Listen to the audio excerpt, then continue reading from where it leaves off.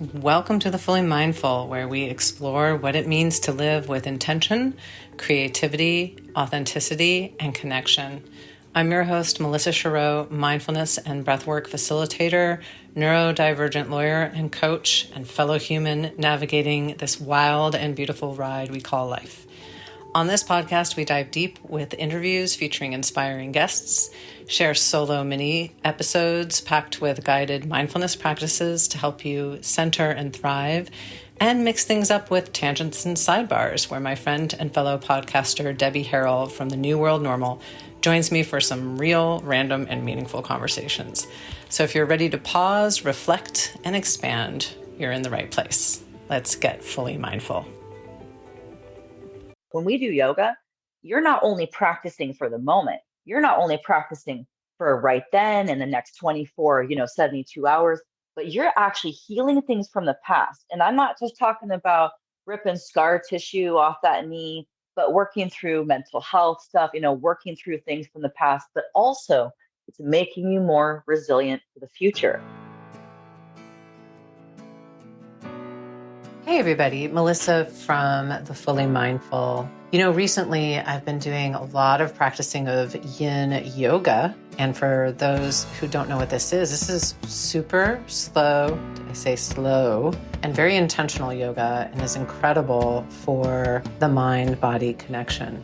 But I remember the first time I saw a sign for Yin at a studio I was going to in downtown Portland, and I nearly ran the other direction when I saw these people practicing who looked totally relaxed and blissed out. And that just freaked me out because at the time I was very much into Ashtanga and Crossfit and mountain biking, all of which is incredible and great.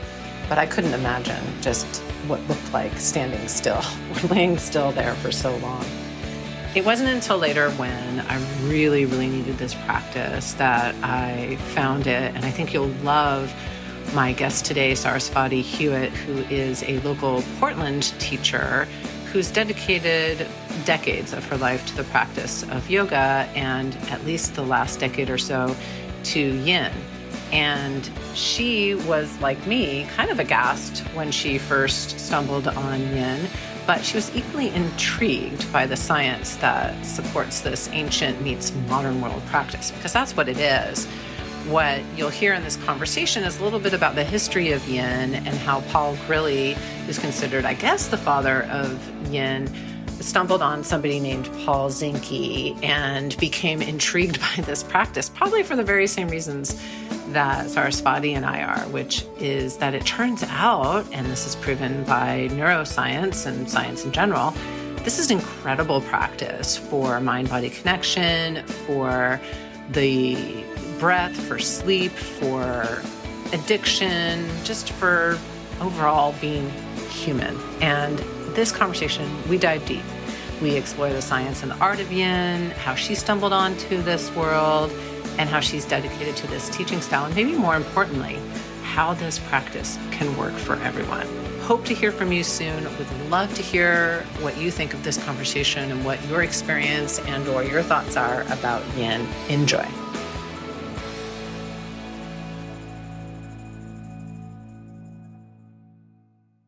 Well, hello, everybody. This is Melissa with The Fully Mindful. I'm here with, I'm going to totally butcher her name because we just went through this, so I'll have her correct me, but I'm here with the lovely, the amazing, the talented, the beautiful, the wise Sarasvati Hewitt. Now, correct the way that I just said it. So technically Sarasvati, like the N like a C. Also, like in Bali, it's more like a W sound. In India, more like a V. Yes. So my apologies. My Western mouth just doesn't quite go there. So but I am so glad to have you here. And thank you. Most recently, you've become one of my yoga teachers, which was kind of coincidental and accidental, but a wonderful surprise. And I had already reached out to you to be on the podcast. And I was like, oh, but wait, I should take her class. So I've been doing that and it's been lovely. So thank you for being an incredible teacher. Oh, thank you. And the class that I'm talking about for the listeners, I mean, I'm sure you teach all kinds of yoga classes, but the class that I've been taking, and I think that I'm really interested in talking with you about today, is this style of yoga called Yin. So, how long have you been teaching Yin? Okay, so let's see. I've been teaching yoga for 19 years, but I think I've been teaching yin for about, I think 10. I was trying to figure this out because I was going back and remembering, and yeah, I think it's actually been about 10 years. Yeah, and the way that I got into yin is sort of funny. I was just telling my students yesterday that it was very much a matter of like right place, right time. Because even though I had already trained as a Hatha teacher, I was living in Ashland, Oregon, and I was working in a coffee shop and I had just started teaching classes because I had pretty recently become a trained and certified Hatha teacher. And there was this guy that would come to the coffee shop and he was becoming a massage practitioner. And so he had heard that I used to be a dancer and a ballerina. So he wanted to like look at different body types and would I want a free massage? And I was like, oh, yeah, I want a free massage, right? Right. Because I had so many injuries from yoga. So he actually ended up repairing like the scar tissue on my hamstrings, like injuries from dance. And at the time, he was telling me about because I was like, oh, I became a yoga teacher, and he said, oh, I do yoga. It's this style from China, and we do it with our. He said we do it with our martial arts, and he was kind of telling me about what he did, and I didn't really understand. He was talking like about fascia and glial cells and stuff that at the time just meant nothing to me. So what's interesting is that I ended up co-owning a studio at one point years ago here in Portland, and I was teaching hatha primarily, maybe a little vinyasa, but people were asking for this style called yin. And I remember being like, isn't that what Shulman used to teach? Or like, isn't that what Shulman was talking about? And so I reached out to him and I was like, hey, where do you live? And he told me that he was living still down in Ashland, but he would come up sometimes to Portland. And I said, well, if you're ever up here, maybe you can teach a little to my students or whatever. And basically one night he missed a bus or a bus was late or something and he couldn't make it to teach, and so he called me and he said, you're going to teach yin yoga. And I was like, well, I don't know how. And he said, I'm going to tell you exactly what shape to put them in and you're going to keep them there. And I was like, okay. And I was trained, with like Sanskrit words and like, very different style than yin. So he was like saying things like dragonfly, like all this stuff. And I was like, what are you talking about? Like, I don't know. And he's like, oh yeah, this, and, Paschimottanasana, right? It's not, caterpillar. Like I didn't know what he was talking about. So I did my best. I played my style music and kind of like talked a little because I didn't really know what I was doing. And people loved it. Yeah. And I was like, what is the deal with this style? So, because I needed to understand more about it, I basically started practicing on my own because I found this video by a really cool guy, Travis Elliott, really cool guy down in LA. Travis had this free video on YouTube. So, basically, doing an experiment on myself, I did the exact same practice every single day for 750 days in a row on like an experiment on myself to like see what would happen because I started teaching more of this and people were just loving it. And it wasn't just that like it was odd because people were not just experiencing something with a deep flexibility. We had people coming to us and being like, this is helping my insomnia and this is helping, my anxiety and all these things, these issues with my gut. And like they were telling us all this stuff and people were like, how does it work? And we were like, we don't really know. And because I already had a kind of background, like I started studying anatomy around 16. And so I had a kind of more medical background. And then I realized that I would need to go deeper into like neuroscience. So I ended up actually taking courses at Portland State University on interpersonal neurobiology, looking through this lens of like mental health and yoga and starting to piece more together because people were just like, yin is changing our lives. And we were like, we don't know how. Yeah, and before we get into that, because I do want to get into that, just so the listeners, there might be some folks out there who are like, okay, she said yoga slower, maybe holding longer. So maybe get us all on the same page of what a practice of yin looks like. Let's take a quick break. Hey everybody, this is Melissa with the Fully Mindful. It's the new year, and I bet you're feeling the need to unlock your full potential and embrace empowerment, or maybe something completely different. Well, I'm excited to offer a new program with one-on-one breathwork and coaching sessions.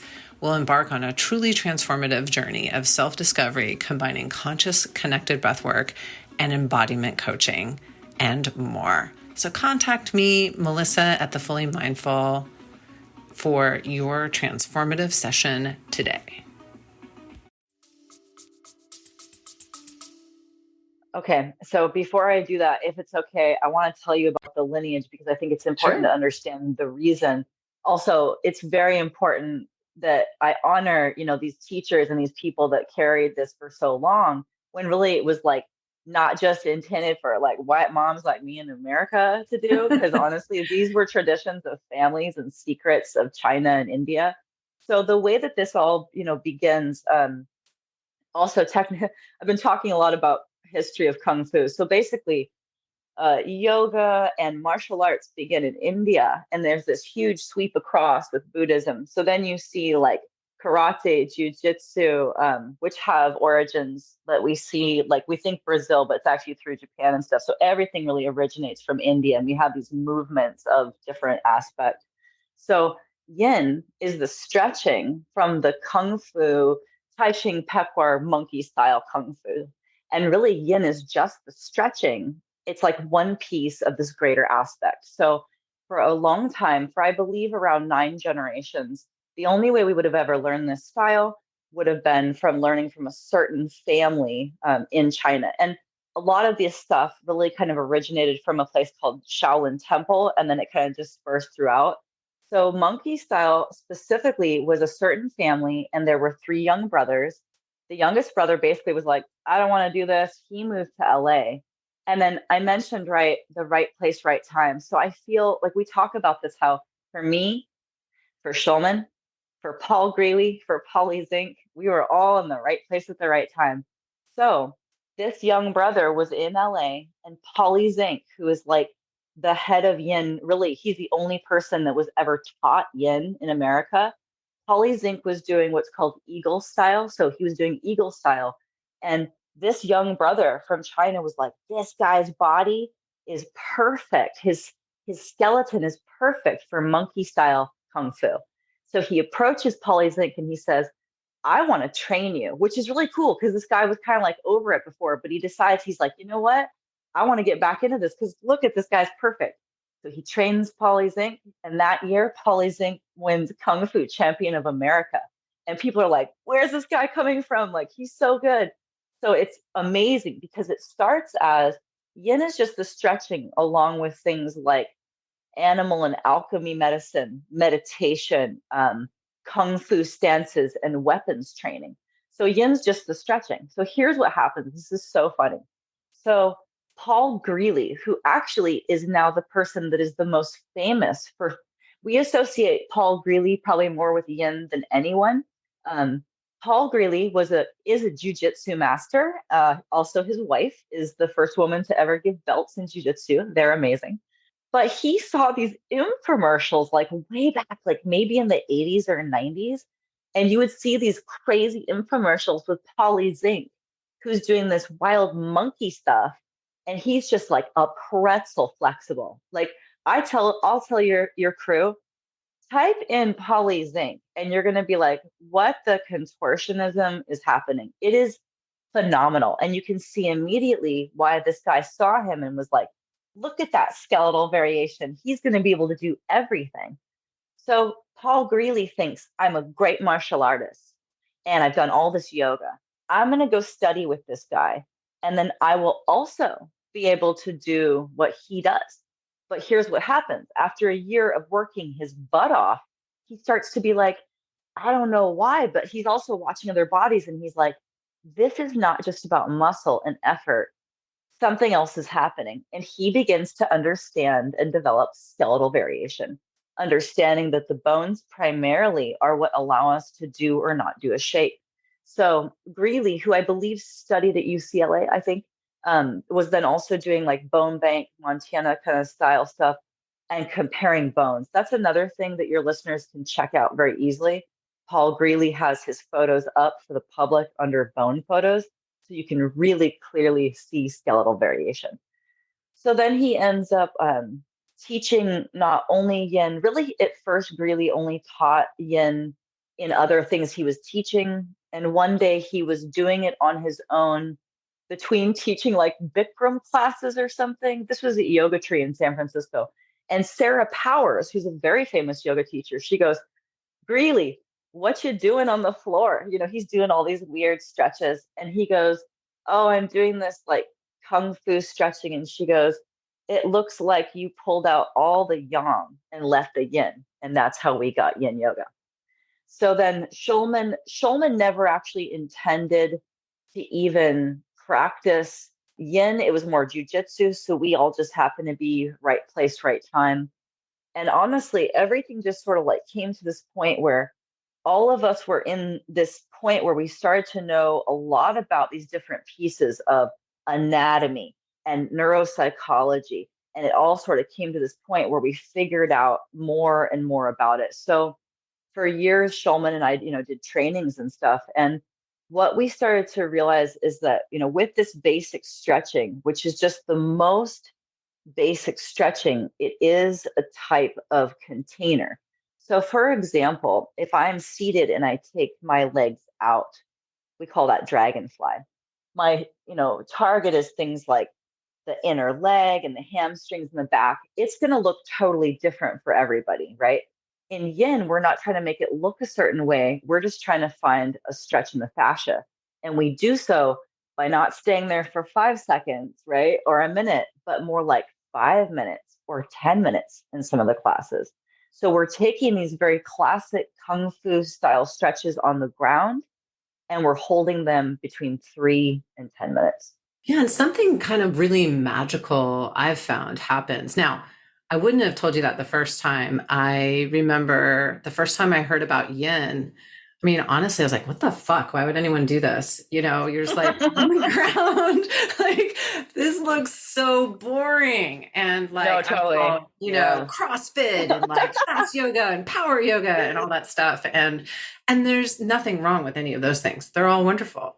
This is just something really different. And it wasn't until, I grew a little bit, maybe matured a little bit, that I was like, okay, I'm going to try this thing. And the one thing that I will say, for those of you who haven't tried it, is it is not easy. So that was the mistake that I had was, oh, you're just staying there in this really long pose. You might have a bolster, so you have a pillow, like you're just sleeping. And holy guacamole, that is not what is happening in the body at all. And there's this whole other component of your mind and your spirit getting very involved in this. So can you speak a little bit about that aspect? Like what is happening when you're starting to hold these postures, not just physically, but mentally, emotionally, spiritually, when you're holding these postures for 5 or 10 minutes? So this is the thing we have to first understand is, of course, the experience is different for everyone.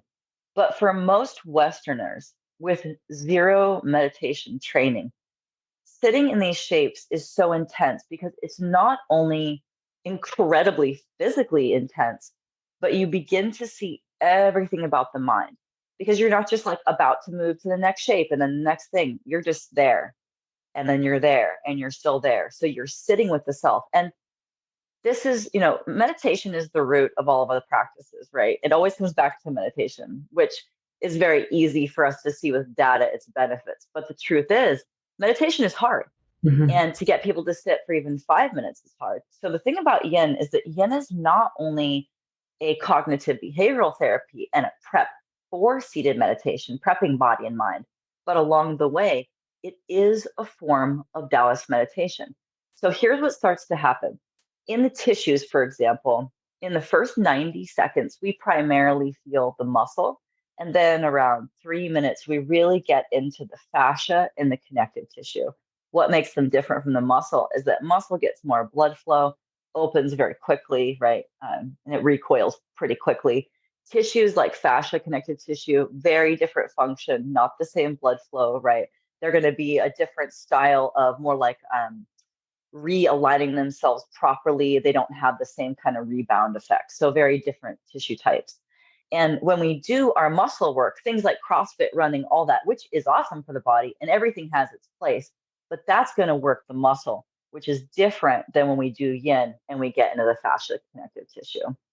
Also, the thing about it, like it took me a really long time to understand exactly what it was about yin that was making it so different. So there's a couple things. One, I think a lot of it really, it comes back to sleep. And I lecture a lot about neurobiology of sleep. So I have to mention that I think a lot of it, it really has to do with yin is like the first domino that sets off this beautiful domino effect of health. And for a long time, we were like seeing these pieces and trying to figure out like where did things begin.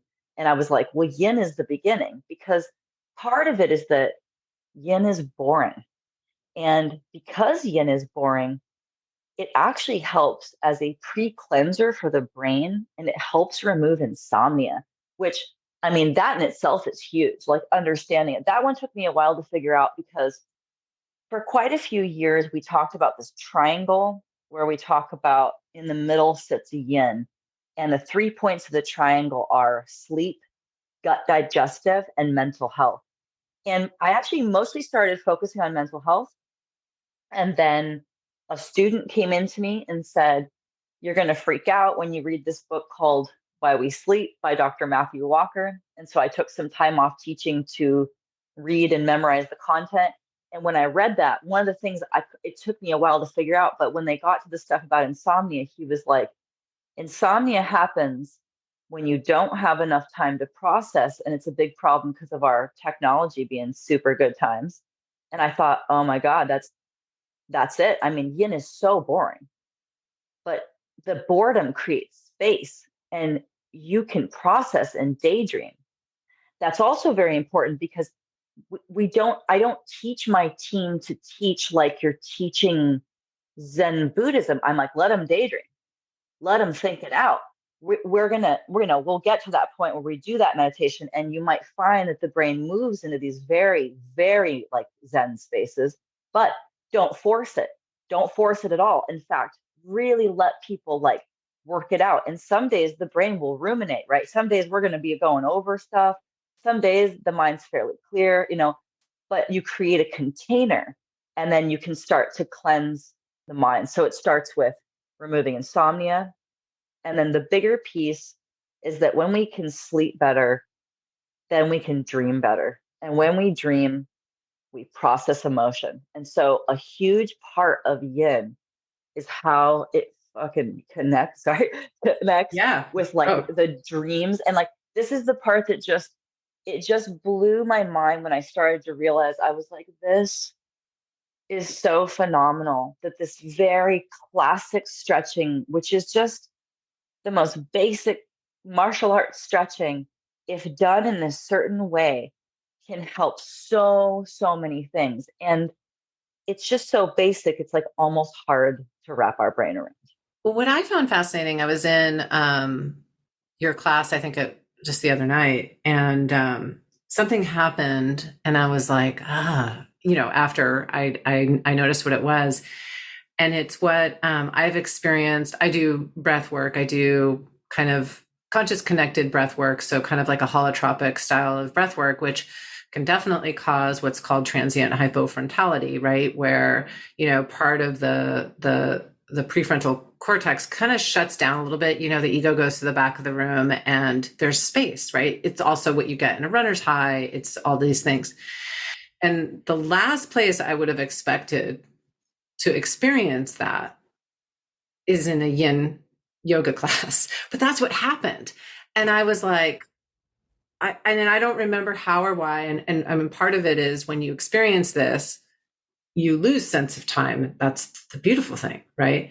exactly what you're talking about. Like the brain, the mind, the body, the spirit all has space in a way that we definitely don't normally as humans, especially in the way that we live our lives today and the way society is. And I thought, that's fascinating. So I was curious, like, have you heard people talk about this experience of kind of being in a lucid, maybe dreamlike state during some parts of their yin practice? Absolutely. And I think what a lot of times what's happening, especially when we have, okay, so a lot of what I do is I look at modern neurobiology, but then also like really ancient text. And a lot of times I'll see interesting crossover. So when I was at PSU studying some section on neurobiology, they mentioned actually we were looking at mindfulness stuff because they were talking about a certain study and they were like, yeah, we could see in MRI scans, and they were actually looking at monks' brains, and they said you can see where the brain will move like from a seeking circuit to Mhm. an avoiding circuit.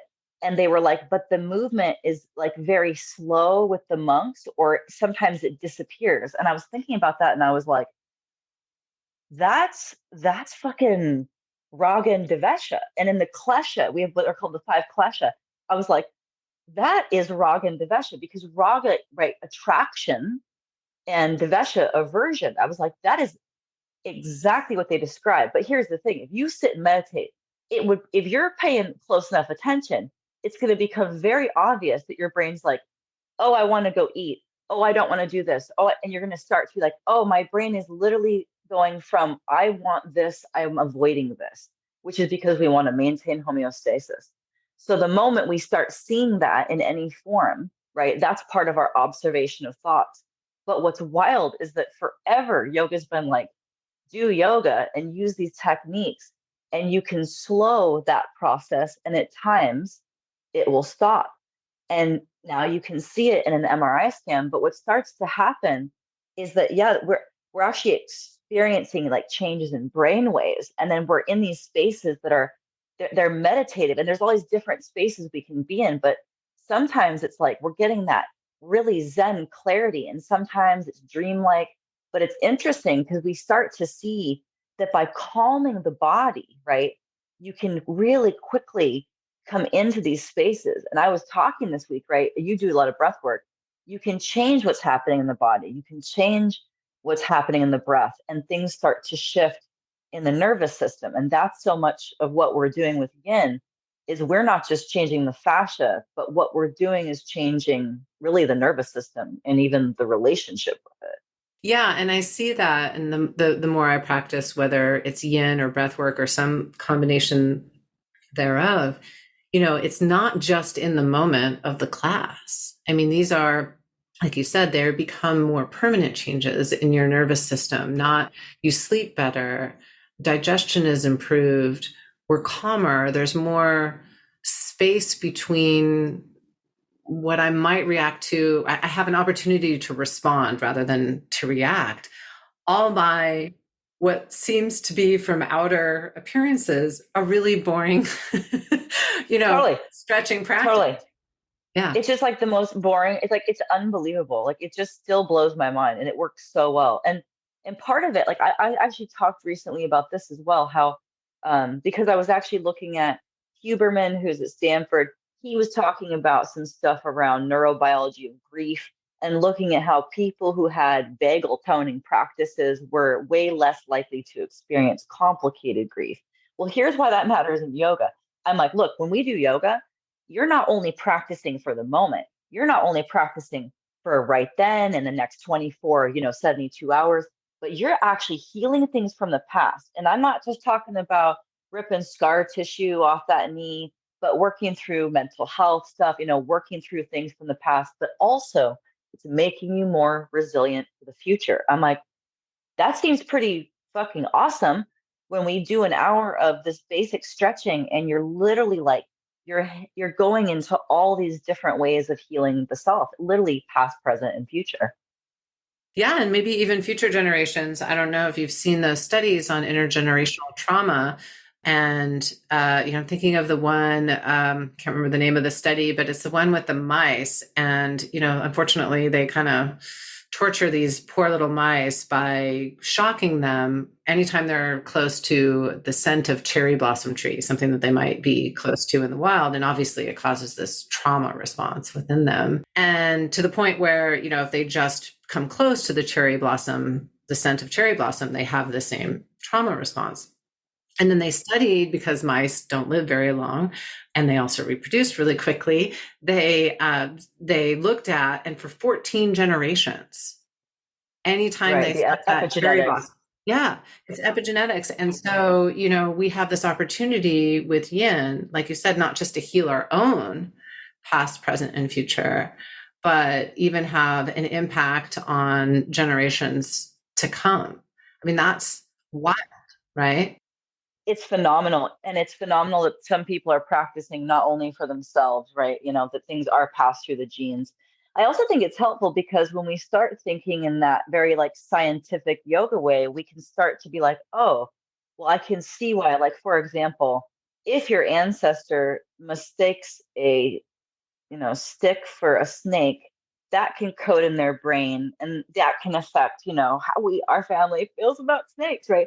Depending on these things. But we have to remember our system thinks that it's protecting us, and then it can end up causing, so much stress in the system. So even by understanding more about the function of the body, that allows us to have such a different awareness and or possibly control of the nervous system, which in tandem we're already doing, right, by practicing yin. So it's like you start to understand more about, why does the body function this way, and understanding things like epigenetics and environment, right? And all these different components. And then I think it can be really helpful in people's journeys to understand how things come to be the way they are.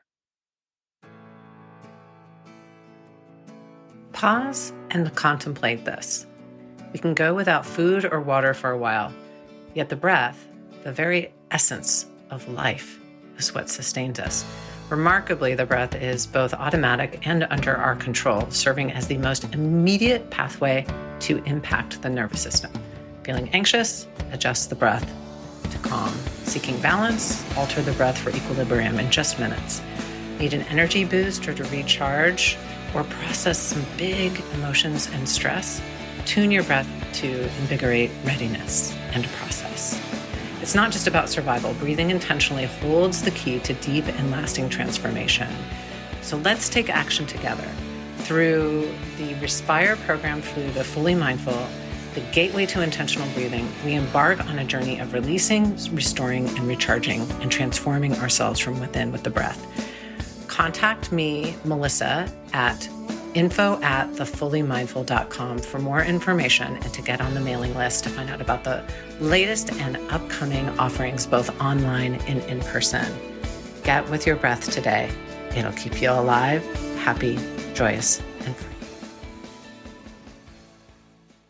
Yeah, and I guess I want to get your take too. You alluded to it a little bit of like, we're coming, it's really important to recognize the history and where yin and other yoga comes from. And, it's been pretty whitewashed in this country. I'm glad that yoga is everywhere and available. And there's a little bit of this danger, here you and I are, fairly dominant culture here, and we get to access this.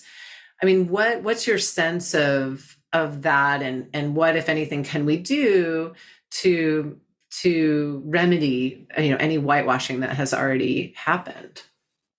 Well, the first thing that I do is I literally end every class by saying the same thing. I tell people, remember, it is an honor and privilege to practice yoga and meditation. Remember that for thousands of years, these were secrets of families in places like India and China. So I have people recognize that, so we're constantly remembering it. I also really encourage people to take classes from people who are from like Asia, Southeast Asia. In my training, for example, I do 100-hour. One of the first sections that we teach is actually something that's taught by Susanna Barkataki, who is a brilliant woman who I believe grew up in India and maybe England. And she's been, practicing yoga probably 40 or 50 years or something. And she teaches sections on cultural appropriation. And she has a really beautiful way of explaining things and can answer a lot of questions about history of yoga. But I think a lot of it is just to be open to learning and to be, realizing that it's really cool for us to have this and to look at ways that we can support not only teachers from these places, but the places themselves. Like one of the things that I really want to work on is we're not really supposed to even teach yin in America. So I'm always like the punk rock one, and I'm like, yo, we should basically be going to China and find this family, and every yin studio should be fucking paying them because we really don't have, it's like, I mean, I don't know.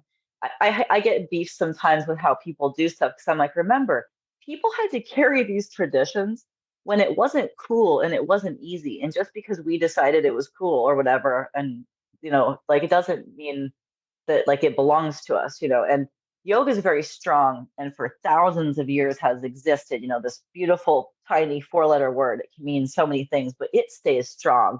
But I think it's just we're at a point where we can see that, like, especially even with yin getting popular, we are ready for more of the deeper roots of yoga.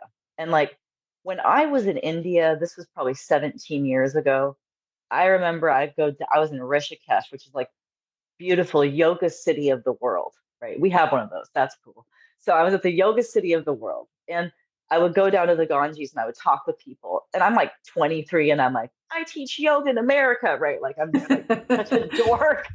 And everyone was so cool. They were all like, awesome. We love that you love yoga. And they were all just kind of the same. They were like, look, we've had yoga for a long time. And we're going to keep telling you the same shit, which is that you should just meditate and chill, and you're going to keep doing Ashtanga until you work that shit out. And like it was kind of funny because they were all saying the same thing. They were like, burn through this physical obsession with the asana, and then you will understand more about yoga. So it's very exciting that we have this sweep now from Vinyasa, Ashtanga, Bikram style, stuff like that. And we've really got this big wave of yin, which it's very needed. Our nervous systems really need it. But what's really cool about it, here's what's even more exciting, is that by swinging into yin, we teach yin in such a certain way where it's always about harmony. And that's part of what really sold me on yin. When I went to yin, and at one point, like overstretched my glutes, Paul Greely was like, don't do pigeon or swan anymore. Go back to the gym and start doing squats. And I was like, the head of yin just sent me to the gym. I was like, what? I was like, I love these guys. I was like, I'm so sold because they're martial artists and they're not like, you should only do this one thing. They're like, that's crazy. Pro athletes cross train for a reason. So what's great about yin is that yin is going to give us a better foundation in general to be like on and off of our mat. Why do we do what we do? Because the Taoist principle is harmony. So if it's not bringing you harmony, you got to question why you do it. And it's a really great way to live, right? It's a great principle because if you start, we joke that you go yin side and you never go back. Because once you go yin side and you go, wait, do I even need this stretch? Or, do I need to put more strengthening here? Or is this side different than this, right? When we start going yin side, we have this awareness. When we're in our lives, when we're in our jobs, our relationship, we start to be like, wait, how does this feel? Does this work? Did this used to work? What's really happening here? And we start to view things in a different way. I love that. And I think that's definitely my attraction to yin because, my first introduction to yoga was Bikram and then Ashtanga. And there's very much right way to do it. And there is one way to do it. It doesn't matter what your body, it doesn't matter. I mean, there are teachers who are more flexible, but in terms of their teaching, but generally speaking, there's a right way to do it. And I've been in classes where, the teacher is doing their job and I no judgment on them, but they are correcting me in a way that is harmful to my body. And what I love about yin is it's a little bit more, you're definitely more present. There's no right way. And I used to be consumed also with, am I doing it right? Am I doing it right? Am I doing it right? And what I love about yin is what's right for me with this body. This is like, so this is the kind of stuff that like, it took me time to realize that yin was helping so many people and for so many different reasons. Because let's say, for example, we're in eating disorder recovery, like many of us are, and you go to yin, it's like, it doesn't matter what it looks like. You can't try to make it look like what's happening with the person next to you. You can't even try to make it look like what you did a year ago, because with yin, it's all about the moment. Also, you could just lay in shavasana the whole time, get an A+. You have to listen to your own body. It requires you to get to know your own body, because the teacher cannot possibly know. And I never adjust my students, right? It's like we know that the individual is going to get to know their body. So people, they start to develop this confidence because they're getting to know their body and they're not concerned about the external, because what it looks like means nothing in yin. And again, that principle, right, starts to shift things, because in so much of what we do, what it looks like means everything. And yin's like, I don't give a fuck what it looks like.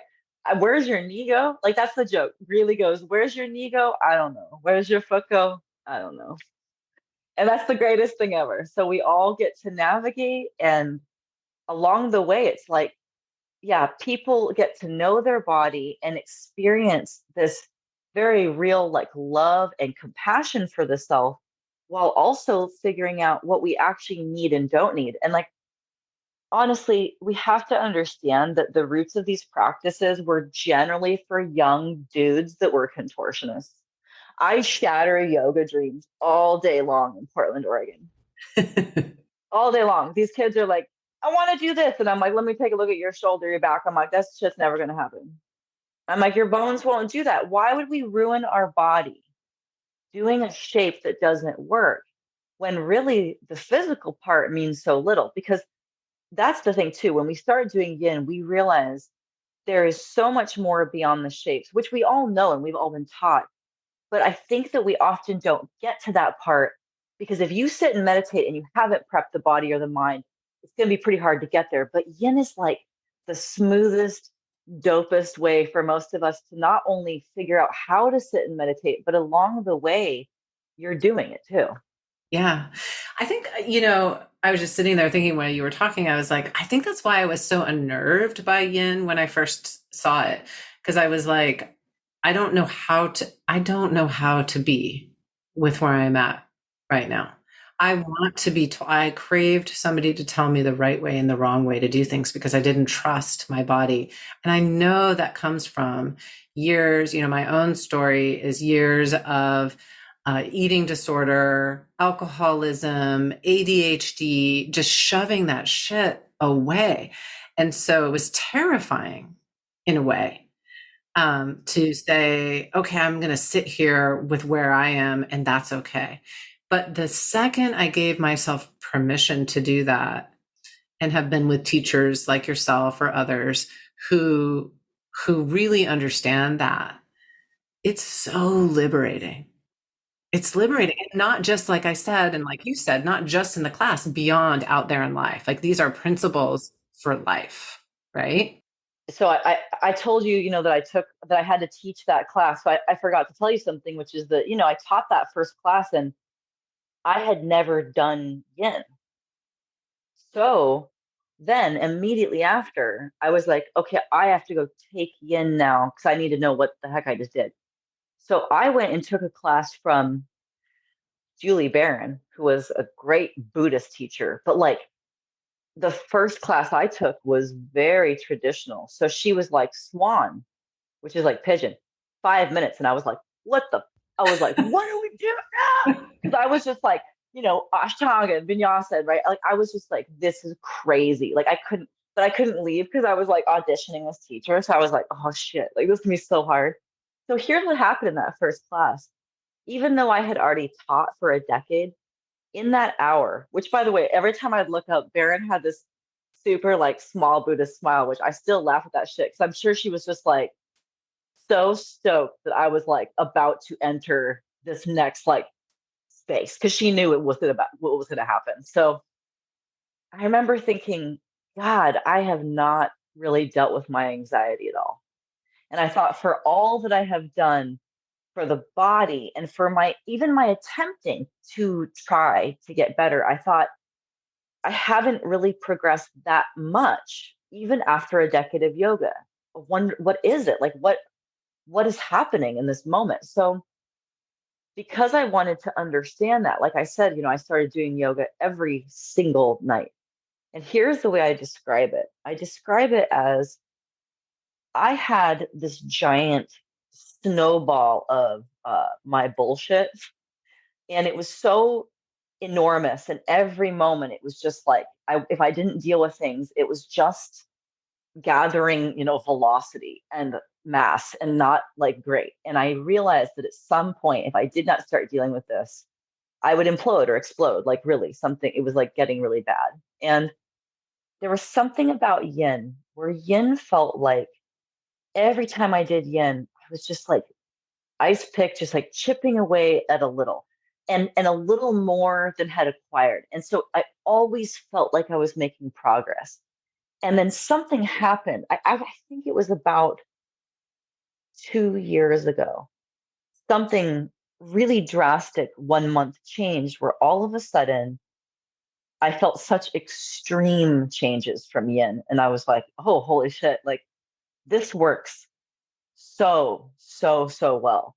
But over time, it is a process. And so it might take some people a couple of months or a couple of years for this huge change to happen. But honestly, I've taught thousands of students. I have never seen anything work in the way that yin does. And it's because instead of trying to like do it for people or to tell people how to do it, yin is like, you have to figure out how to do it. I'm going to give you all these tools, but you are smart enough to figure this out. Yoga at its roots believes anyone can attain enlightenment. So it already puts the power back into the practitioner's hand. And in a way, with yin, it's like it requires you to do that. You cannot not do the work. That's why some people come to yin and they're like, no, it's too much. But if we want to take that journey, then you will see not only will the tissues change, but we are seeing like big change over time, which I don't have any data on, but I'm about to approach. I've got Courtney Brame and Josie Eisinger on my team, and Courtney is already OHSU. So we're going to hopefully propose some studies about yin yoga and MRI scans to hopefully be done in the next realistically year or year and a half. I think that's fantastic. And I know my listeners would be very interested to see, what the science has to say. And, I love nerding out on that. And, the bottom line is this practice is for anyone who wants it. And, you could be, 5 years old, you could be 105 years old and practice yin for the first time. And that's, I think, the beautiful part about it is while it's a physical practice, and there are really physical benefits to it, that's not the only thing that we're doing here, right? I guess I know I probably should have started here a little bit more about your origin story, but I just got jumped in. I was let's talk yin. I love it. We just jumped right in. But, and I know you talked a little bit about your origin story for how you came to yin, but how did you find yourself in the yoga world? Let's just a little bit about your origin story and how you got to be there.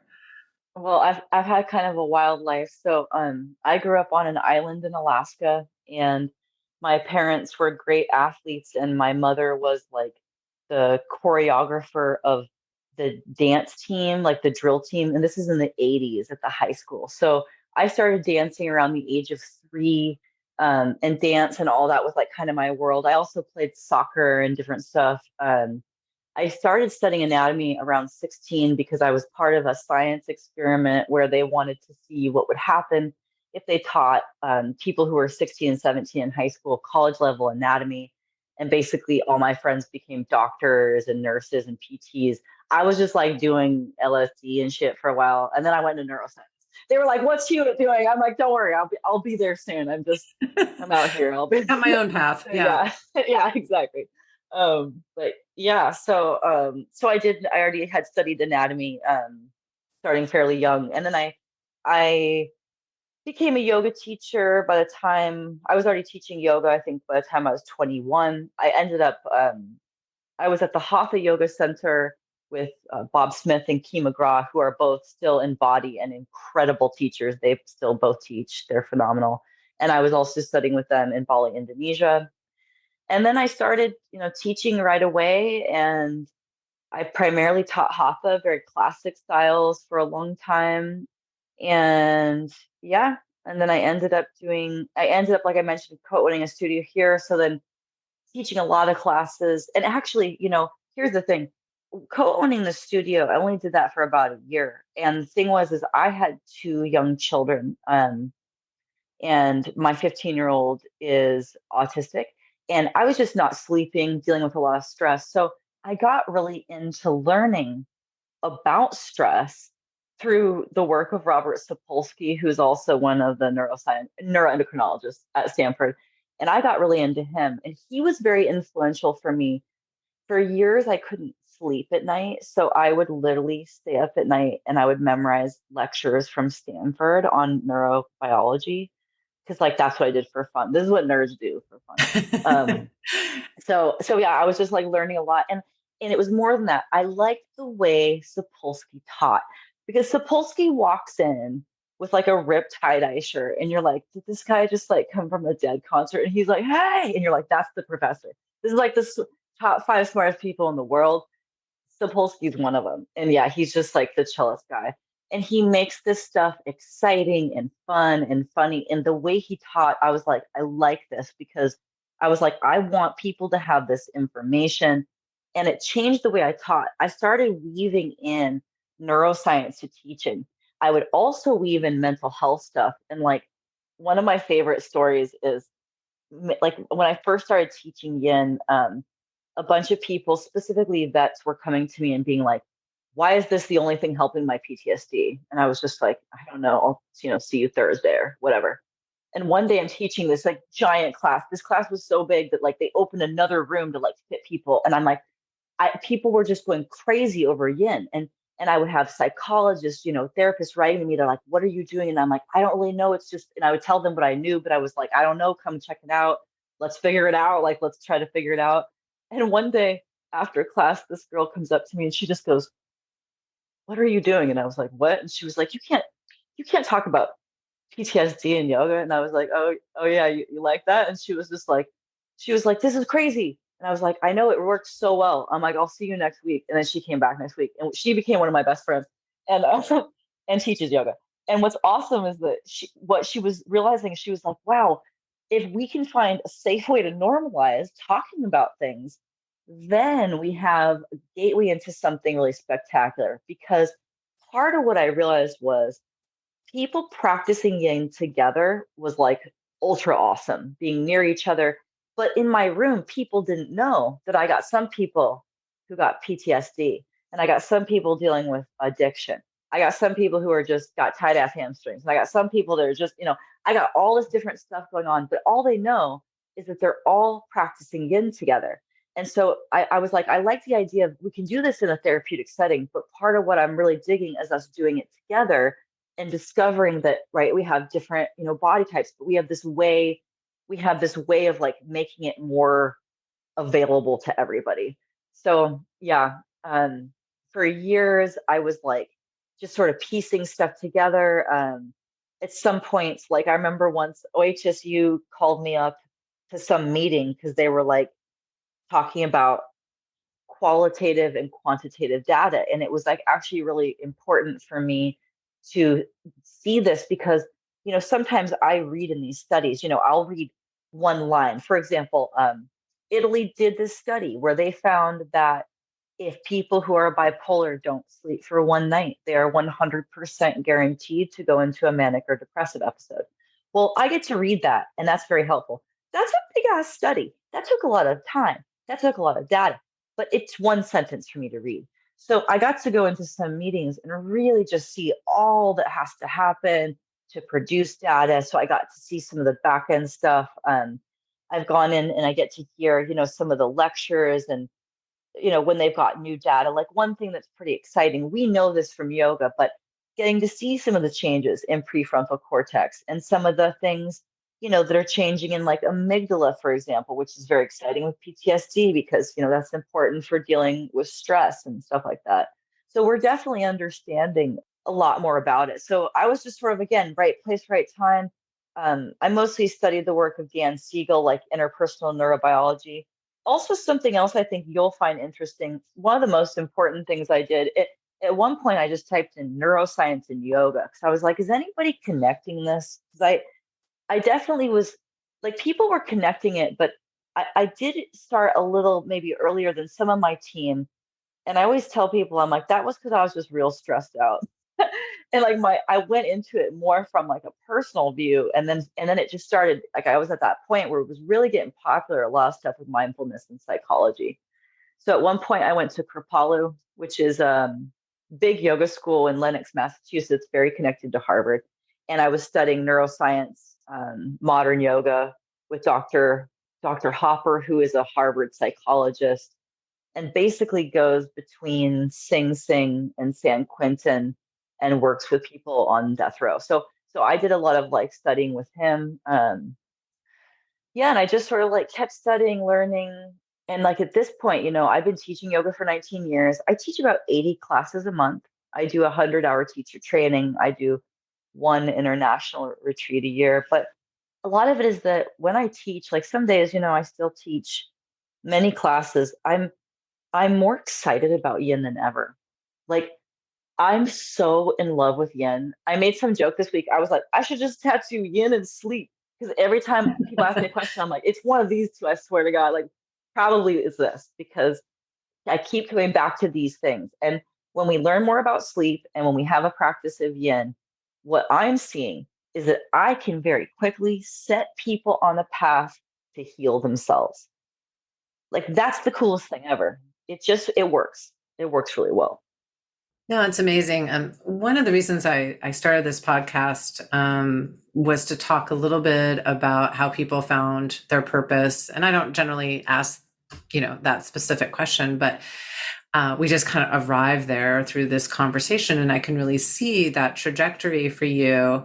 I'm wondering though, like, was there ever a point where you doubted yourself or just didn't know if you were on the right path or maybe trust it? Or if not, how did you know that you were on the right path and trust that, like, yeah, the path of yoga, the path of yin is exactly where you need to be? It's a funny thing because for me, it is so my dharma to teach yoga and to teach yin. It's just nothing that I could ever not do if I tried. And it's like almost hard to explain that. But like when I found yoga, it was like coming home. And I could never not teach yoga. Like it's so a part of my life. I have the Om tattooed here. It's sort of like a joke because I'm married to yoga, but it's also like a very real thing because the Om symbol is important. But it's like so much a part of my life. I can't even imagine life without it. Because for me, when I came to yoga, all I knew was that when I did yoga, I then didn't feel like I was so depressed I wanted to die for about a day, and then I would need to go do yoga again. That's all I knew. Because when my specialties, like I start my classes a lot of times, I'll say I teach primarily yin yoga for anxiety, depression, PTSD, insomnia, eating disorder recovery, trauma, and addiction. Well, I teach all that because I had all that. And because I dealt with things that were so severe. And the truth is, I think of this is so funny. There's this story. Do you know who Peaches is, the musician? Yeah. Okay. Peaches, who is this musician who, like in her 40s, who was like a school teacher, decides I should probably start dressing like a giant vagina and sing super random pop music and create my own genre of music because I'm an awesome person. So Peaches in an interview once, they were like, "Why did you do this?" And she said, "I didn't find what I was looking for in music. And you know what? I didn't find what I was looking for in yoga. That's the truth. I loved yoga, but something was missing. And it was when I found yin, but more importantly, when I started to piece together, okay, it's yoga, but it's really this big piece of yin. But let's look at the neuroscience. Let's look at the sleep. Let's look at the gut and the bacteria and piecing it all together. And let's pull in the modern psychology. And like it was pulling all of it together and being like, this is what works. And beyond any theory, because theory just whatever, this is what I'm seeing is helping people. And then being able to like really break down why is it helping, each condition. This this is my dharma. Like there's nothing I could possibly do better with my life, because for me, I was suffering, right? And the roots of these practices, I'm not just supposed to remove my own suffering, but I'm supposed to help other people. This really worked for me. So I get to now go into the world and bring this to people. And if they, want to create change, they can follow these paths and it really works. And so for me, I think it was a blessing to just like have so much crazy stuff happen in life, because I think without that, I never ever would have figured out the things I figured out in neuroscience. And one thing I rarely talk about, which is so funny, I was actually just talking to my children about this. I rarely talk about this, but one of the most important parts of my life was for 22 months maybe, I was pregnant and very sick. I had a rare condition called hyperemesis gravidarum, where you throw up like 20 times a day. We kind of love Amy Schumer because she made it famous, because that's great. But it's horrible. And so I went through a tremendous amount of trauma in like a medical, like illness sort of way. And so it's weird, but like in my experience, I can help a lot of people because I'm never just looking through the lens of yoga or neuroscience, but I'm looking through the lens of experience. Yes. Yeah. No, I love that.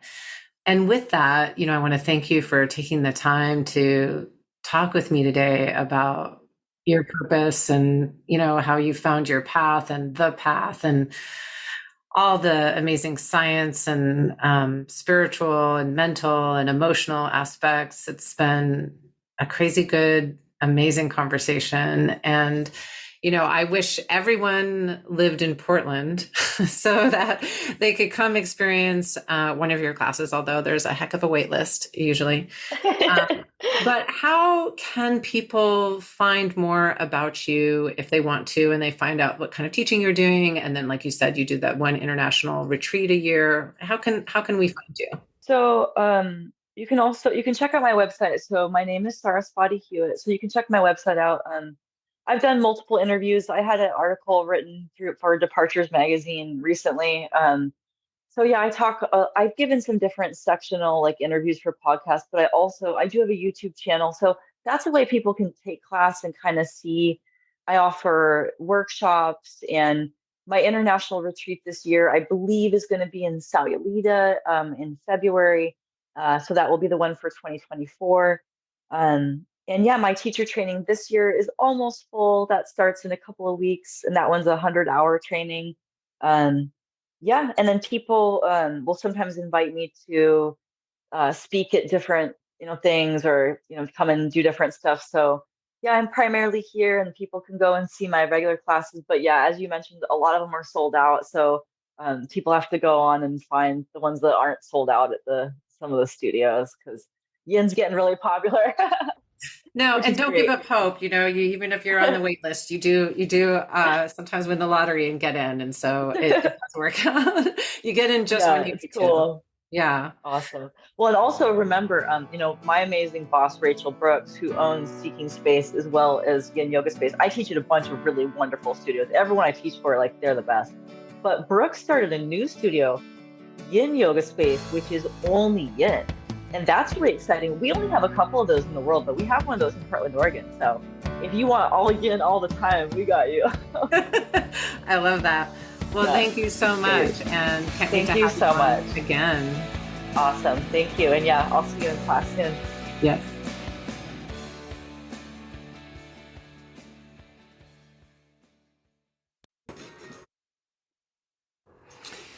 Hey, everybody, it's Melissa, and I'm wondering if you all can relate. Have you ever caught yourself procrastinating, or maybe doubting your abilities, or maybe you have a black belt inner critic like I do or have had that wants to sabotage your every move with judgment and perfectionism expectations? It might keep you stuck, it might keep you anxious and away from your full potential. The Positive Intelligence Program, PQ, is a powerful 6-week journey designed to help you quiet those saboteurs, embrace positivity, and find flow in your life. Through daily practices and weekly focuses, we'll work together to build your mental fitness, The PQ app will guide you every step of the way and support you, and you'll be supported either by myself in a one-on-one or in a small group of like-minded individuals where you can share insights and progress. So reach out, contact me at info@thefullymindful.com to find out how we can work together one-on-one or in a small group today.